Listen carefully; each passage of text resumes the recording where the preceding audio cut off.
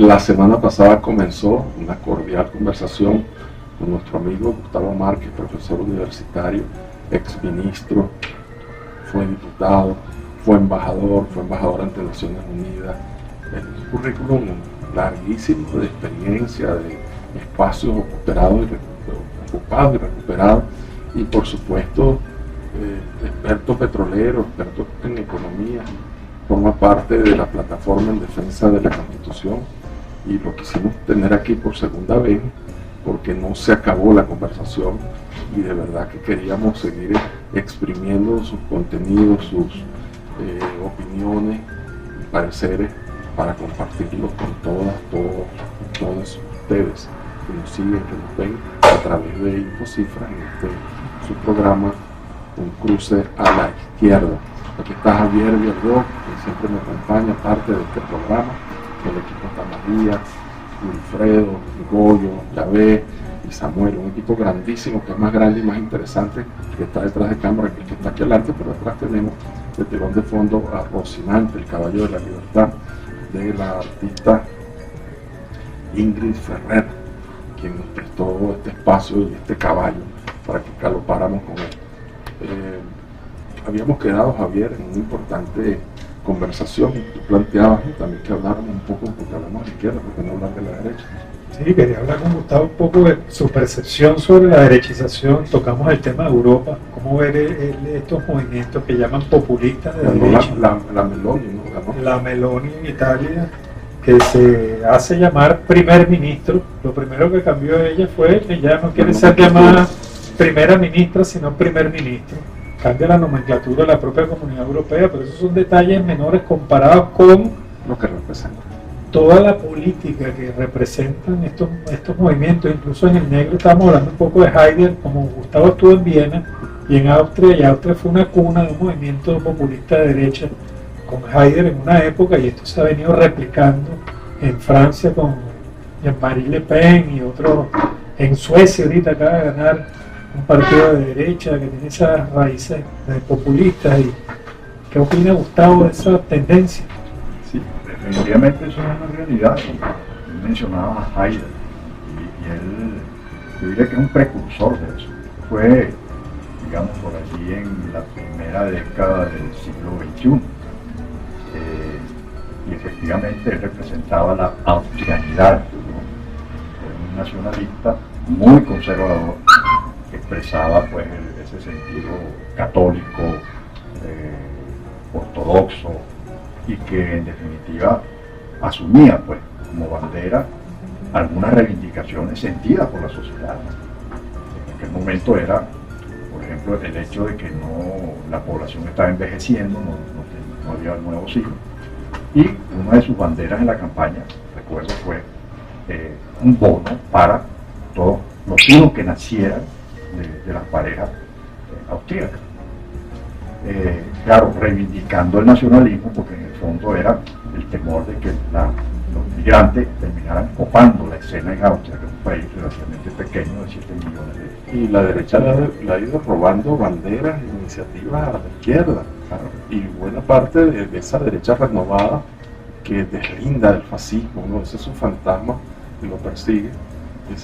Esa derecha ha venido recuperando para sí lo que eran recientemente, hasta los años, digamos, 60, 70 y 80 del siglo pasado, las banderas, las ideas fuerzas de la izquierda. ¿Qué ha pasado? Se desinfló la izquierda, se vació de proyectos y de propuestas, llegó al fin de su relato y pareciera que la derecha entonces ahora campea a sus anchas. Yo creo que son las dos cosas, ¿no? Creo que es, por un lado, la consecuencia de un fracaso de la izquierda como fuerza política de cambio, y el desplome de las experiencias, ¿no?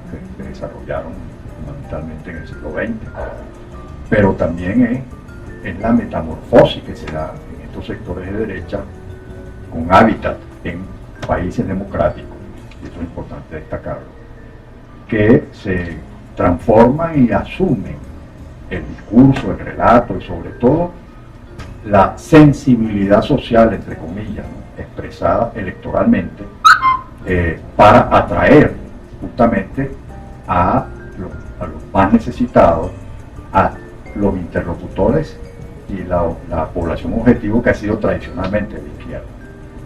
Aunque en el fondo tienen un proyecto extremadamente conservador a la hora de una gestión de gobierno de cualquiera de ellos va a ser un proyecto de corte neoliberal y sobre todo favoreciendo a las clases pudientes. Bueno, pero como acaba de pasar en el Reino Unido, en Inglaterra, donde la primera ministra saliente lanzó un proyecto que le terminó reduciendo los impuestos a los más ricos, perjudicando a los más pobres, y aquello causó un desbarajuste, un desbalance en la economía que trajo como consecuencia casi su destitución. Ella se vio obligada a renunciar, y ahora el que acaba de ser nombrado es un magnate, es mucho más rico, incluso dicen, que el propio rey Carlos III.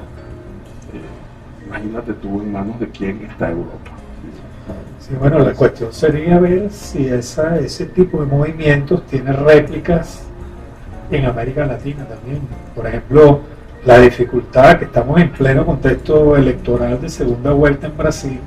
¿Cómo verías tú un triunfo hipotético de Bolsonaro y qué consecuencias tendría? O en el otro supuesto de Lula, que me parece que es una elección decisoria para todo el continente latinoamericano en materia de correr el eje hacia el progresismo, correr el eje hacia una consolidación de una derecha dura en el continente. Sí, las consecuencias son esas, justamente. Llegar a ganar Bolsonaro se consolida esa derecha populista, extremadamente conservadora, extractivista, porque ese es el modo de acabado con el Amazonas. Claro, porque es el modo de acumulación de América Latina, ¿no? El extractivismo fundamentalmente, subordinada completamente a los poderes mundiales, en este caso a Washington. Y en política exterior tendrá ese signo. Ahí hay por supuesto una contradicción en modo de ver, y es que teniendo un discurso populista gana unas elecciones, pero ejerce un gobierno de derecha conservador en contra de los intereses de la mayoría. Con dádivas, con prebendas a los sectores populares, la caja, la bolsa. Es una suerte de CLAP que tienen allá también en Brasil, y entonces Lula ha prometido duplicarla, y políticas de bonos, pollitos calientes, que mantienen, digamos, la gente en su estado de miseria, pero que logran ciertos niveles de compensaciones clientelares, ¿no? Eso es lo que estamos viendo en América Latina. Afortunadamente pareciera que hay un repunte de la izquierda en América Latina en contramarcha, en contrasentido a lo que está ocurriendo en Europa. Ya vamos a volver. Seguro Constitución, 33 años volando alto y seguro. Seguro Constitución, innovando para servir. Seca Consultores, compañía anónima, 27 años número 1 en bancos y seguros. Seca Consultores, compañía anónima, inteligencia corporativa y comunicacional al servicio de su marca. Asistanet, asistencia médica primaria con consultas médicas y exámenes paraclínicos de otro nivel. DentalNet, cuida tu salud bucal. DentalNet, para una sonrisa sana. Consulpagos, te ofrecemos la solución de pago para tus servicios, tu tienda o tu empresa. Con Consulpagos, lleva tu negocio al siguiente nivel. Net Asistencia, servicio de grúas las 24 horas, 365 días del año. Net Asistencia te asiste y te acompaña cuando más lo necesitas. Farmacia Botimarque, ahora es más fácil la farmacia en tu casa. Tú compras tus medicamentos por teléfono y el Delivery Express de Botimarque te lo lleva hasta tu casa. Plan Oncomama, al servicio de la salud de la mujer venezolana. Más información por www.jimenezrojas.com. Tu salud a un costo razonable es nuestra prioridad. Visita nuestras redes sociales. suscríbete a nuestros canales y si te gustan nuestros videos, no olvides darle like. Guerra en Ucrania que se ha convertido prácticamente en una guerra mundial. Putin y la Federación Rusa, 13 países de la órbita rusa, de la ex órbita soviética, contra la OTAN y sus amigos, incorporando a Canadá, al Reino Unido, a Australia, casi 50 países contra Rusia y su órbita de influencia. Y en el medio, por supuesto, el gas, las fuentes energéticas, el petróleo, los acuerdos de la OPEP Plus con Arabia Saudita y Rusia, la reducción de la producción petrolera y las medidas coercitivas del bloqueo que le han impuesto a Rusia de parte de los países occidentales. Todo esto configura un cuadro excepcional nunca visto. Tú como experto, ¿cómo ves entonces la influencia del marco internacional en nuestra coyuntura presente? No tan experto, ¿no? Claro, Para darte una opinión. sí, se modesto. Lo hace a propósito. Sí. Mira, pienso que, como tú dices, estamos viviendo una coyuntura también mundial, muy, digamos, complicada, compleja, pero que apunta lamentablemente pues, hacia una profundización del conflicto. Se ha llamado una nueva guerra fría, que más que fría, es bastante caliente, ¿no? Por ahí dicen que estamos enfrentando a los globalistas que quieren la unipolaridad con el planteamiento de un planeta multipolar, pluripolar. Como una confrontación imperialista, como decimos, intercapitalista. Sí, es el mismo tema de las guerras que se han dado en el mundo, ¿no? Han sido consecuencia de esas disputas por el poder geopolítico y económico. Y en este caso,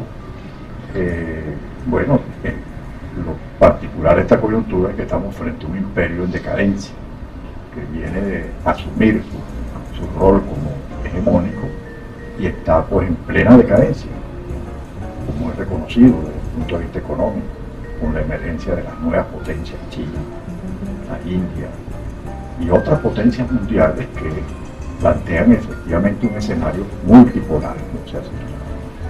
Pero ese escenario multipolar en el plano económico no se expresa en el plano geopolítico, porque hay la pretensión de seguir estableciendo un mundo unipolar en términos de control global, militar y político del mundo, que es lo que pretende Estados Unidos, no teniendo la base económica para poder tener esa posibilidad, lo cual pues le hace muy difícil que la pueda sostener.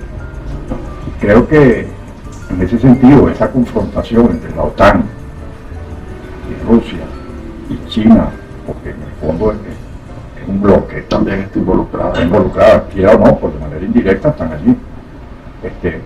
La India también, Turquía, Irán, exacto. Entonces ahí hay una confrontación entre la OTAN y muy directa, que puede llegar a ser directa, ya casi directa, y en la cual el discurso de Estados Unidos, muy hábil porque maneja la mediática mundial, de distorsionar las cosas, ¿no?, de la guerra, hacen que para nuestra parte sea tan difícil manejar el tema. Por ejemplo, el atentado contra el gasoducto se plantea como que si lo hizo Rusia, ¿no?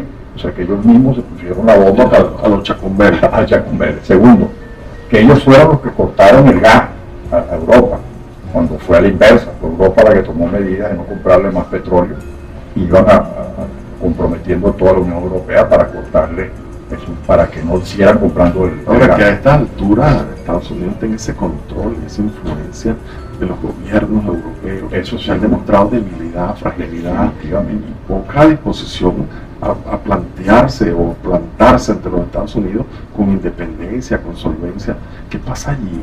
Bueno, no, pasa eso mismo que tú dices, ¿no? ¿Cuántas Angelas Merkel en el planeta? No sé qué falta ahí, pero lo cierto es que el liderazgo europeo de esta época, los que están allí, es algo de verdad era lástima. Pareciera que los puso en la Casa Blanca, pareciera que son como Sí, empleados. Algo así, y yo diría que eso va a desencadenar en Europa un proceso de cambio y de transformación profundo.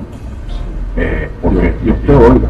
no, yo creo que se va hacia allá, porque esos pueblos no se calan la guerra, que el teatro de operaciones termine en Europa al final, ¿no? Que puede ocurrir, perfectamente puede ocurrir en cualquier momento, y sobre todo sufrir las consecuencias de que Europa esté a la cola pues, de Estados Unidos en una guerra donde Estados Unidos es el actor principal, con la OTAN, y sus aliados principales, que son Australia, el Reino Unido y, bueno, por supuesto, Estados Unidos, y se me queda por fuera una de las potencias. Está Australia y está involucrado Polonia, el Reino Unido y Polonia, la OTAN. Exacto. Sí, están en la OTAN, pero que forman un grupo dentro de la OTAN, ¿sí? O sea, fuera. Entonces, realmente creo que grandes riesgos, el riesgo real de una guerra nuclear, fácil decirlo. Y aterrador decir. Sí, aterrador, aunque sea limitada, aunque esa guerra sea limitada.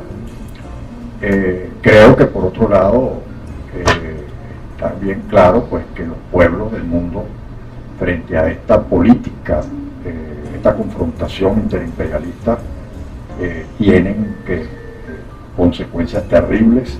En el caso de América Latina, por ejemplo, la guerra está generando inflación, escasez de alimentos, crisis alimentaria, crisis energética para el resto del mundo, lo cual nos plantea de verdad la necesidad de ese planteamiento que hizo el Libertador en algún momento, ¿no? Que retomó Chávez, que fue la idea de la unión de naciones latinoamericanas, de retomarlo. Sabemos que no es fácil esto, ¿no? Un bloque regional. Pero no nos queda otra alternativa que esa política, porque cada futuro no tenemos vida. Otro elemento programático para la izquierda posible, la izquierda del porvenir, que se plantee el latinoamericanismo como bandera ante los retos y los desafíos del mundo que Pues vamos a cambiar un poco el tema. Vamos a referirnos ahora a tu experiencia como militante y dirigente político. y dirigente y parlamentario de la izquierda venezolana, de la izquierda renovada venezolana. Porque quisiera que hablaras un poco de cómo fue tu itinerario desde el GAR, que fue como una experiencia muy atípica en América Latina y en Venezuela en los años finales de los 60, 70. El MIR y luego la fusión del MIR con el MAS, tu experiencia parlamentaria y luego ese núcleo del MAS que se vincula al proceso bolivariano. Entonces me gustaría que hicieras como una síntesis de ideas, de experiencias, de logros, de balance. Claro que es imposible hacerlo en tan poco tiempo, pero me gustaría una reflexión para las nuevas generaciones sobre esa experiencia, ¿no? Sobre ese recorrido. Bueno, en primer lugar yo creo que, como tú dices, empezamos la militancia en la izquierda, propiamente, digamos, en el GAR. El GAR es consecuencia de la disolución de la izquierda cristiana. La izquierda cristiana fue un movimiento, partido que llegó incluso a tener, participar, ¿no? En las elecciones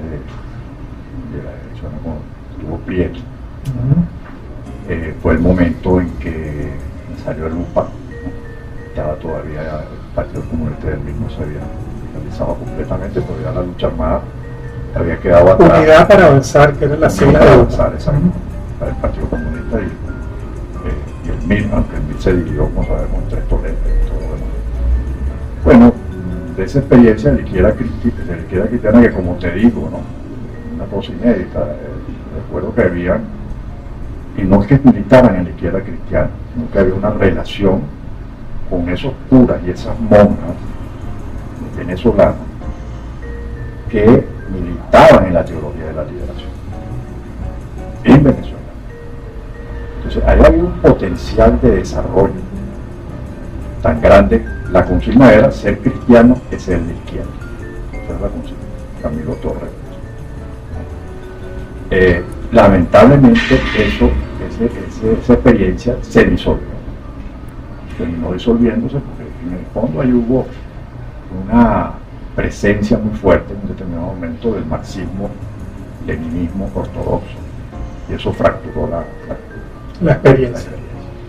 Y de ahí nació Puebla, que era un partido marxista-leninista, no era comunista, no era el Partido Comunista, pero era un partido marxista-leninista. En la misma época en que se funda la Liga Socialista y se funda otro grupo, no sé si ustedes recuerdan, a UCAP Libre, Claro. y a 1 de Mayo, el grupo 1 de Mayo, estaba Oliver González, otro Carfeo, no sé si conocen. Bueno, y ahí se trató, por cierto, de esos grupos, de crear una convergencia para generar una nueva organización. Eso no se logró. Pero la experiencia ahí fue que hubo un diálogo, efectivamente, pero al final no se logró. Bueno, después de eso, chicos, lamentablemente, el GAL llegó a tener presencia, por ejemplo, en el sindicato de Sotis. Tenía 3 dirigentes allí, en CanTV, en otros espacios, sobre todo laborales, porque se trabajaba era fundamentalmente en el seno de la clase obrera. Pero se dividió, como suele ocurrir con todo grupo, y un momento en que se dividió. En aquel tiempo había una frase: la izquierda crece por divisiones sucesivas, como la célula, ¿no?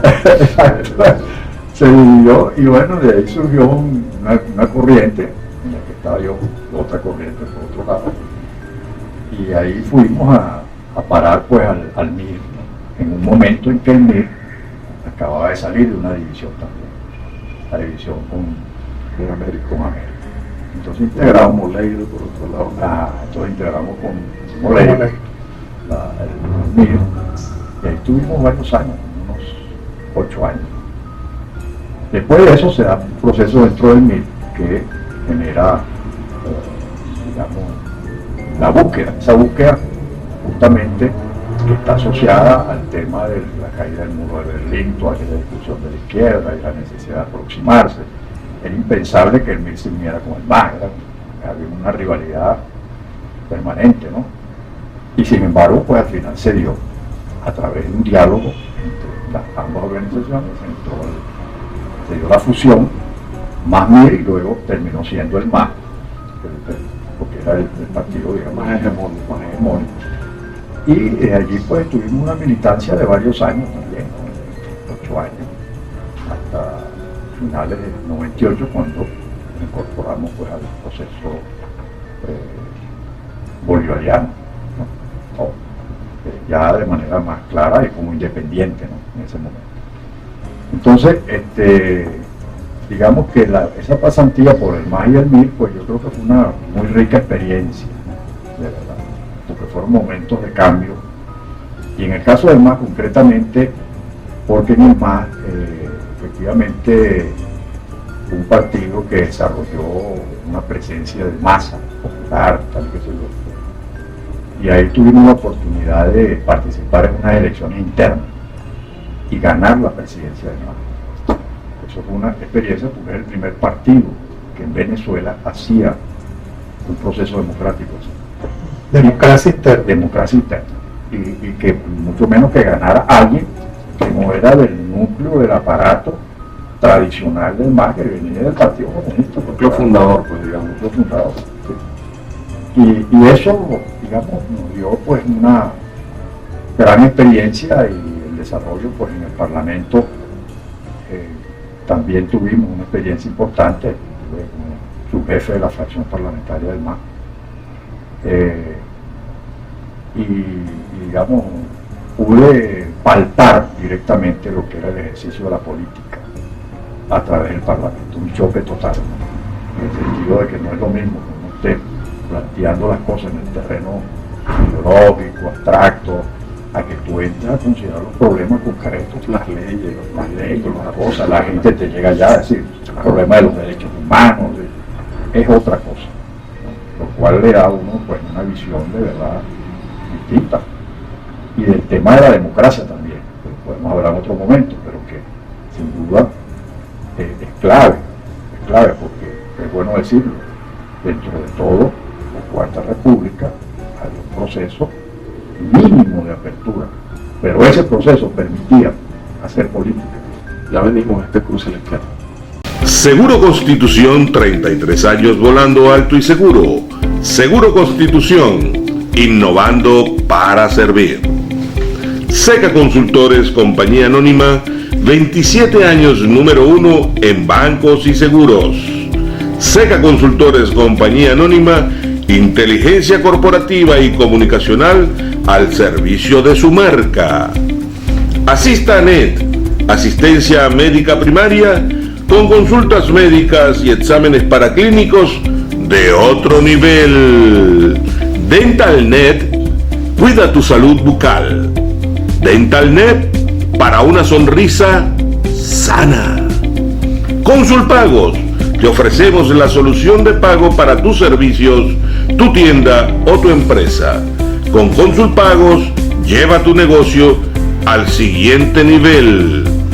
Net Asistencia, servicio de grúas las 24 horas, 365 días del año. Net Asistencia te asiste y te acompaña cuando más lo necesitas. Farmacia Botimarque, ahora es más fácil, la farmacia en tu casa. Tú compras tus medicamentos por teléfono y el Delivery Express de Botimarque te lo lleva hasta tu casa. Plan Oncomama, al servicio de la salud de la mujer venezolana. Más información por www.jimenezrojas.com. Tu salud a un costo razonable es nuestra prioridad. Visita nuestras redes sociales.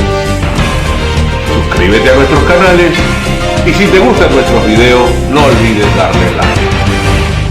Bueno, Gustavo, hablemos un poco de estos mecanismos del corporativismo y además cómo siempre la izquierda tuvo una visión de lo militar con negocio capitalista conducida casi ineludiblemente hacia un proceso de derechización. En el caso de Brasil, donde el aparato militar y Bolsonaro tienen tan buenas relaciones, y en otros casos donde aparece el tema policial, militar, como fue el conflicto en Argentina, con Buenos Aires, todavía nosotros no hemos desterrado el fantasma de que los militares participen en un proceso de derechización en el continente. El caso colombiano fue muy visible durante la campaña de Petro también. ¿Qué ves tú allí? Bueno, yo creo que ese es un factor activo que en el ejercicio de la política y que adquiere una nueva dimensión. Y tengo que poner el ejemplo de Venezuela, particularmente, donde a partir del gobierno de Maduro, el sector militar, a título individual, no solamente institucional, comienza a jugar un rol como empresario, como participante pues, en la dinámica económica, ¿no? Como inversionista, factor beligerante, como agente económico de acumulación, lo cual pues realmente crea una situación sumamente complicada para el desarrollo de la democracia, incluso como sistema, porque se trata del sector que maneja las armas y que en el caso venezolano, dado al proceso de acumulación por desposesión del patrimonio público a través de la corrupción, se está haciendo presente, ¿no?, en el lavado de activos, que hace posible que veamos, por ejemplo, inversiones en determinados sectores y que tienen una capacidad de inversión para manejar un sector de la economía. La política del bodegón. Exacto. Pero que por otro lado, el propio gobierno, al crear las empresas militares y las concesiones que le da, que son de las Fuerzas Armadas, está emulando lo que fue el gobierno de Pinochet. Pinochet justamente creó un esquema de ese tipo, al punto que la regalía del cobre, parte de la regalía le entraba directo a las Fuerzas Armadas. En este caso está pasando un 20%, bastante. ¿Sí? Está, por ejemplo, la concesión forestal de minera, que le están dando por todos lados, incluso en el sector petrolero. Lo que corporativiza a la Fuerza Armada peligrosamente, una suerte de PDVSA, porque también tiene que ver con la industria petrolera, con los negocios. Campo Impec se llama la empresa. Camimpec, perdón. Lo cual, bueno, eso es preocupante. Ahora, en el caso de Brasil, es una situación similar, porque no olvidemos que Bolsonaro es un ex militar muy vinculado a las Fuerzas Fuerzas Armadas, y que además usa el poder, como lo ha demostrado, usa el poder y le da poder al sector militar.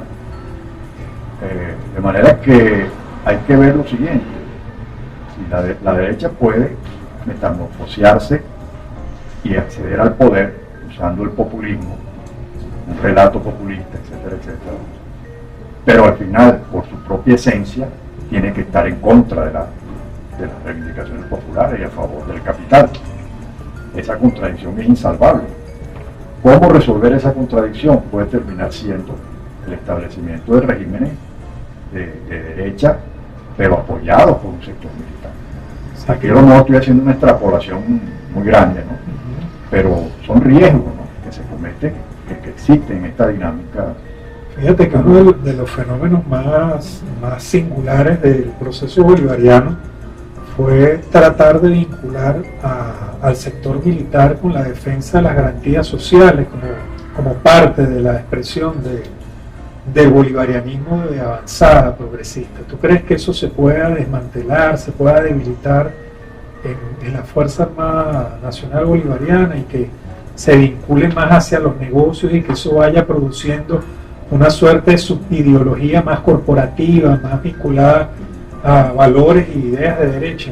Yo creo que has dado en el clavo. Yo creo que eso es lo que está ocurriendo justamente. Exactamente, es lo que está ocurriendo, y ahí pues que eso se escapa de las manos, porque la institucionalidad como la conocemos desaparece frente a un esquema corporativo donde la Fuerza Armada, además de tener el poder de las armas, maneja segmentos de la economía estratégicos, por ejemplo, en muchos campos, lo cual le da un poder tremendo. Y no es nada más en Venezuela, en los propios Estados Unidos estaba leyendo yo que la Fuerza Armada norteamericana tiene incidencia en la industria tecnológica. El complejo militar industrial cruza la estructura misma de la Fuerza Armada, y vemos muchos generales que terminan de ser generales y son contratistas. El actual secretario de Defensa es dueño de corporaciones. Es un hecho preocupante, y uno dice, caramba, la aventura del siglo XXI, que uno cuando era chiquito, Gustavo, que veía los Picapiedra del Zorro, no se imaginaba que el siglo XXI tendría carros voladores y una sociedad abierta, libre, una sociedad mucho más democrática, mucho más equitativa. En el mundo de las nuevas tecnologías se está hablando de computación cuántica, y vemos que en términos políticos como una regresión, diría Humberto Eco, una nueva edad media que ha comenzado ya. Sí, yo pienso que hay algo de eso. Esa es una tendencia, y creo que tienen una fortaleza muy importante, que es el uso de la mediática, de las redes sociales, de los grandes complejos informáticos de información y del manejo de esa información a discreción para el control político y social de la población. Veíamos en estos días, Javier me mandaba un artículo, yo te lo mandaba a ti, la pantallización de la política y del individuo, cómo el sujeto, que es el proceso social de las clases y de los actores políticos, se disuelve en el individuo, y entonces el individuo se desubjetiviza desde el punto de vista social para asumir un proceso de subjetivación de un relato que tiene más que ver con la imagen, con la puesta en escena del individuo, que con una relación social, ¿no? Es como una isla, un proceso de reapropiación de la imagen en la misma medida que de aislamiento del individuo en relación con las estructuras sociales. Eso lo estamos viendo, y yo creo que de ahí también hay una arista, una punta de lanza que se conecta con la positivización neoliberal que apuesta a la libertad como un proyecto individual, como un proyecto de cada quien, donde el egoísmo, el hedonismo, el placer inmediato, el no hay mañana, el goza hoy y pague después, sustituye la posibilidad de que la gente se encuentre y se realice en lo común, en lo colectivo, y de ahí entonces al triunfo, por supuesto, de proyectos de derecha que apuntalan esa subjetividad. Así es. Bueno, recuerda un poco que la derecha plantea que el individuo tiene tres dimensiones: individuo posesivo, que es fundamental, individuo propietario y individuo soberano.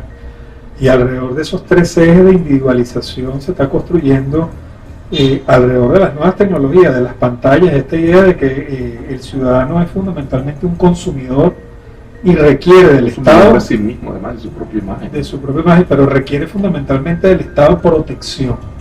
Y esa protección y seguridad, y esta idea, por ejemplo, repercute en las propias instituciones militares. Ahorita se subcontrata, se hace tercerización y outsourcing militar. Si se crean empresas de seguridad, eso se ve mucho en las películas de Hollywood, por eso no son películas, son realidades. Por ejemplo, ahorita en Siria, en Irak. Y en la propia Ucrania.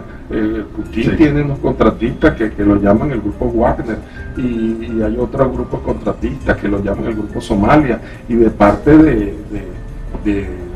Ucrania y de Zelensky, la contratación de mercenarios y de corporaciones que crean grupos de seguridad internacional con militares retirados, etcétera, ya se cotidianizó, se normalizó. Es parte de las guerras del presente y del futuro. Bueno, podríamos los ejércitos privados, ¿no? Incluso anticiparnos aquí en términos de ficción ideológica, que a la derecha se le puede ocurrir no solo privatizar PDVSA, sino plantear que sea otro ejército subcontratado el que cumpla las tareas de seguridad y defensa de un país, que va a cumplir seguridad y defensa de los intereses de las transnacionales en un país. Bueno, en Estados Unidos no ha gustado, ya corporativizaron y privatizaron las cárceles, y es un negocio que tú tengas una prisión. ¿Qué haces tú? No, yo soy un empresario. ¿Y cuál es tu negocio? Meto presa a la gente.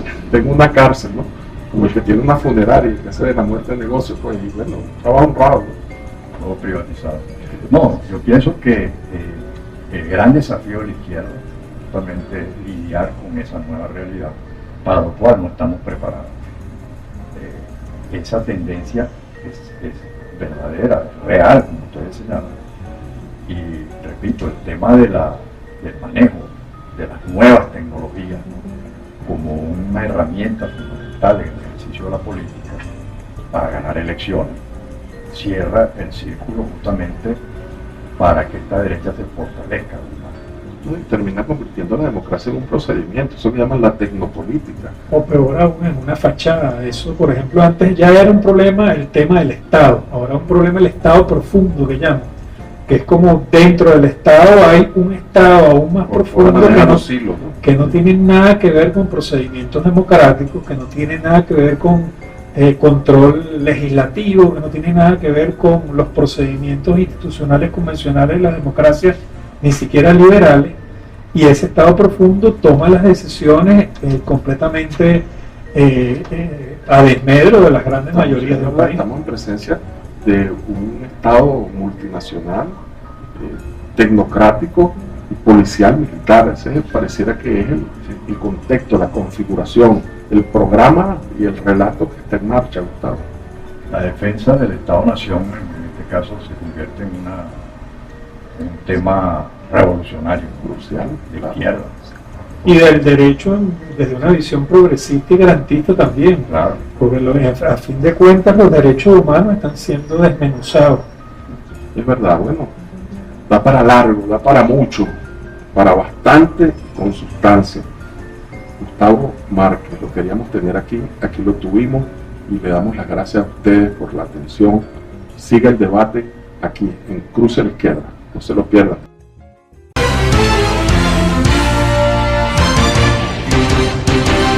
Seguro Constitución, 33 años volando alto y seguro. Seguro Constitución, innovando para servir. Seca Consultores, compañía anónima, 27 años número 1 en bancos y seguros. Seca Consultores, compañía anónima, inteligencia corporativa y comunicacional al servicio de su marca. Asistanet, asistencia médica primaria, con consultas médicas y exámenes paraclínicos de otro nivel. DentalNet, cuida tu salud bucal. DentalNet, para una sonrisa sana. Consulpagos, te ofrecemos la solución de pago para tus servicios, tu tienda o tu empresa. Con Consulpagos, lleva tu negocio al siguiente nivel. Net Asistencia, servicio de grúas las 24 horas, 365 días del año. Net Asistencia te asiste y te acompaña cuando más lo necesitas. Farmacia Botimarque, ahora es más fácil la farmacia en tu casa. Tú compras tus medicamentos por teléfono y el Delivery Express de Botimarque te lo lleva hasta tu casa. Plan Oncomama, al servicio de la salud de la mujer venezolana. Más información por www.jimenezrojas.com. Tu salud a un costo razonable es nuestra prioridad. Visita nuestras redes sociales. Suscríbete a nuestros canales y si te gustan nuestros videos, no olvides darle like.